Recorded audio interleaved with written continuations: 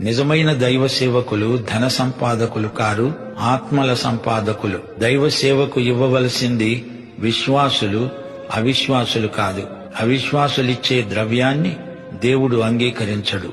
దేవుని సేవకులు డబ్బు కోసం బోధించరు, దేవుని ప్రేమను బట్టి బోధిస్తారు. దైవ సేవకుల అక్కరలను విశ్వాసులే గమనించి స్వచ్ఛందంగా సహాయం చెయ్యాలి. పౌలు అన్నాడు, నేను మీకు భారముగా ఉండలేదు గదా. అది దైవ సేవకుని మనస్సు. సువార్తను ప్రకటించే సేవకునికి సాయం చేస్తే నీవు సువార్త ప్రకటించినట్లే అవుతుంది. సువార్తికునికి నీవు సహాయకుడవు, సహకారివి అవుతావు. అతని ఫలములో నీకు పాలు ఉంది. పొలంలో పనిచేసే సువార్తికునికి క్రైస్తవ గృహస్థులు చేయగల సహాయం ఎంతైనా ఉంది.